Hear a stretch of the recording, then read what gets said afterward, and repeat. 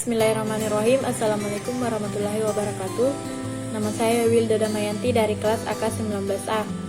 Pada kesempatan kali ini saya akan menjelaskan mengenai laporan keuangan konsolidasi.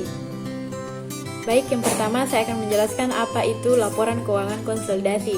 Jadi, laporan keuangan konsolidasi adalah laporan keuangan yang menyajikan posisi keuangan dari hasil operasional suatu perusahaan untuk induk perusahaan dan anak perusahaan. Dalam laporan keuangan konsolidasi, laporan perusahaan-perusahaan digabungkan dengan menjumlahkan unsur-unsur yang sejenis seperti aset, kewajiban, ekuitas, pendapatan, dan beban. Baik, selanjutnya adalah pengertian dari kepentingan non-pengendali. Jadi, kepentingan non-pengendali adalah bagian dari hak kepemilikan anak perusahaan oleh pemegang saham minoritas yang dikonsolidasikan pada perusahaan induk sebagai pengendali. Hak yang dimiliki tersebut tidak sepenuhnya dipegang oleh perusahaan induk, melainkan dimiliki oleh pihak lain. Dengan kata lain, kepentingan non-pengendali atau non-controlling interest merupakan nilai atau hak kepemilikan atas anak perusahaan yang dimiliki selain oleh perusahaan induk. Perusahaan induk di sini juga bisa diganti dengan pemilik saham atau entitas induk. Selanjutnya adalah syarat yang harus dimiliki perusahaan yang membutuhkan laporan keuangan konsolidasi. Syarat yang pertama adalah mempunyai satu atau lebih anak perusahaan yang dikepemilikan saham. Yang kedua, kepemilikan saham induk perusahaan terhadap anak perusahaan lebih dari 50%. Yang ketiga, kepemilikan saham induk perusahaan terhadap anak perusahaan kurang dari 50%, namun perusahaan induk memiliki kendali penuh. Selanjutnya adalah manfaat laporan keuangan konsolidasi.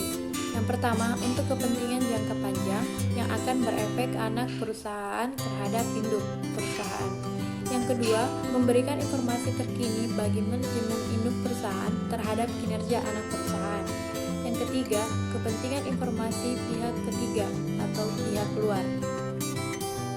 Baik, adapun tujuan dari laporan keuangan konsolidasi yaitu penyusunan laporan keuangan ini bertujuan untuk memberikan gambaran objektif secara keseluruhan mengenai posisi keuangan serta aktivitas kelompok perusahaan atau perusahaan induk dan anak perusahaan, sehingga dapat dipahami oleh pihak yang berkepentingan seperti investor maupun auditor.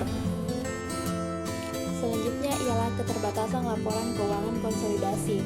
Yang pertama, kinerja keuangan anggota perusahaan yang kurang baik akan tertutupi, sehingga hasil yang disajikan kurang nyata. Yang kedua, rasio keuangan tidak mencerminkan rasio keuangan perusahaan secara individual. Yang ketiga, ketidaktepatan penyusunan rekening akuntansi seluruh perusahaan. Yang terakhir ialah catatan laporan keuangan perusahaan individu itu kurang lengkap. Baik, itulah tadi beberapa penjelasan mengenai pengertian laporan keuangan konsolidasi, manfaat, tujuan, dan keterbatasan dari laporan keuangan konsolidasi. Baik, selanjutnya saya akan menjelaskan bagaimana cara membuat laporan keuangan konsolidasi. Baik, cara yang pertama yaitu mulai dengan memeriksa laporan keuangan entitas induk dan entitas anak perusahaan secara keseluruhan. Lakukan identifikasi jika terdapat kesalahan atau kelalaian dalam penataan atau pencatatan, kemudian lakukan penyesuaian. Selanjutnya, sesuaikan laporan dengan melakukan eliminasi terhadap laporan laba rugi antar tiap perusahaan. Berikutnya, lakukan eliminasi penghasilan dan dividen dari anak perusahaan. Selanjutnya, cara yang keempat yaitu kembalikan saldo akun investasi di anak perusahaan ke saldo awal periode. Yang kelima, lakukan penyesuaian untuk membuat catatan dari bagian kepentingan non-pengendali atas laba dan dividen anak perusahaan. Yang keenam, eliminasi saldo resiprokal pada laporan entitas anak perusahaan yang awalnya dilaporkan dalam laporan keuangan entitas induk perusahaan.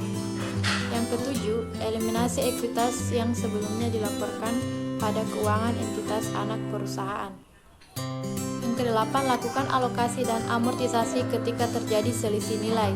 Dan yang terakhir, lakukan eliminasi pada saldo resiprokal lainnya, seperti utang, piutang, pendapatan, dan beban, dan lain-lainnya. Jadi itulah tadi cara membuat laporan keuangan konsolidasi. Jadi itulah tadi penjelasan mengenai laporan keuangan konsolidasi. Selanjutnya kita beralih ke contoh soal.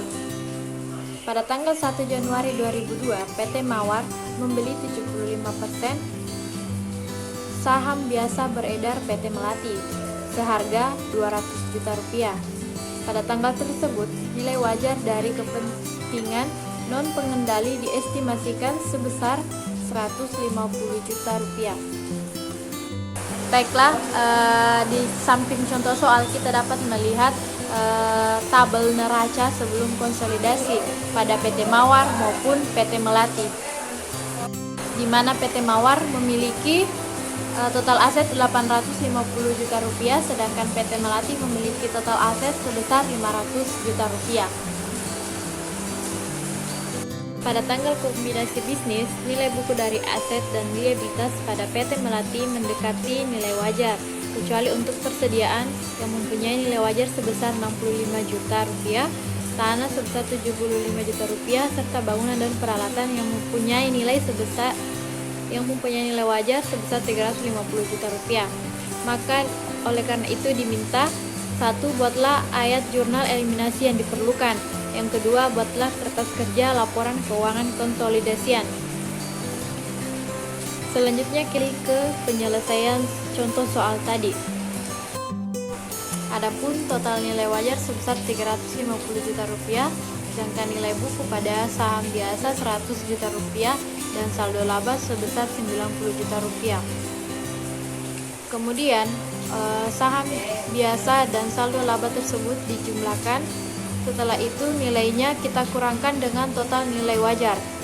350 juta rupiah dikurang sebesar 190 juta rupiah sehingga mendapatkan hasil atau selisih sebesar 160 juta rupiah.